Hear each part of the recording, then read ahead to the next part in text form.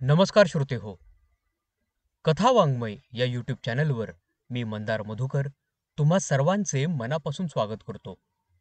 श्रोते हो, संपूर्ण महाराष्ट्राला सुपरिचित असलेले मराठी साहित्य मंडळाचे राष्ट्रीय अध्यक्ष ज्येष्ठ साहित्यिक डॉक्टर जयप्रकाश घुमटकर यांच्या इनोद या विनोदी कथासंग्रहातील भाषणबाजी ही विनोदी कथा आज आपण ऐकत आहोत.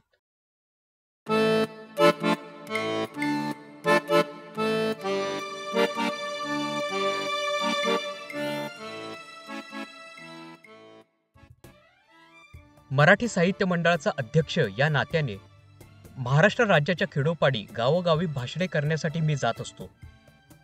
मराठी साहित्य मंडळाचे फलटण तालुका अध्यक्ष अविनाश जगताप या नात्याने सातारा जिल्ह्यामधील फलटण तालुक्यातील विडणी गावामध्ये भाषण खूपच रंगले होते. त्यांनी विडणी गावामध्ये भाषण करण्यास निमंत्रित केले. त्याप्रमाणे त्यांच्या आग्रहास्तव मी विडणी गावामध्ये भाषण करण्यासाठी दाखल झालो. भाषणाचा विषय होता साहित्यातील विषमता आणि साहित्य चळवळ. भाषण सुरू झाले. प्रेक्षागृहामध्ये शांतता होती.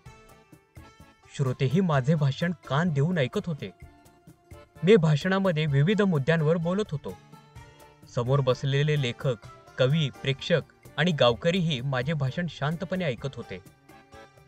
एव्हाना तास 2 तास कसे निघून गेले हे मलाही समजले नव्हते. मी भाषण करण्यामध्ये तल्लीन झालो होतो. भाषण रंगात आलेले असताना प्रेक्षकांमधून एक खेडूत काठी घेऊन विचार मंचाकडे येत होता. हे मी लांबूनच पाहत होतो. तसा मनातून मी घाबरलो होतो. पण करतो काय?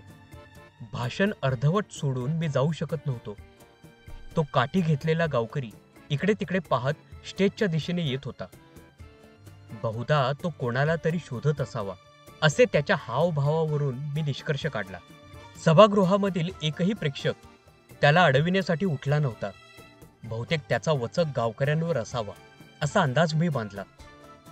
त्याला अडवण्याची हिंमत कोणालाही होत नव्हती.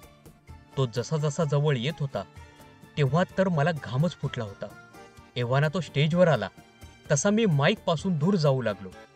तेव्हा तो काठी घेतलेला खेडूत मला म्हणाला, तुमचं भाषण चालू ठेवा. मी तुम्हाला नाही मारणार. तुम्हाला जन भाषणाला आणलंय त्याला मी शोधतोय. तुमचं भाषण चालू राहू द्या. मोठे आलेत भाषणबाजी करायला. ज्यांनी तुम्हाला आणलंय भाषण करायला त्याला मला हुडकून काढायचं आहे.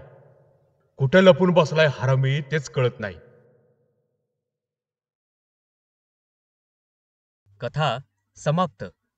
श्रोते हो, तुम्हाला देखील अशाच नवनवीन कथा ऐकायच्या असतील तर कथा वाङ्मय या यूट्यूब चॅनलला कृपया लाईक करा, शेअर करा आणि सबस्क्राईब करा.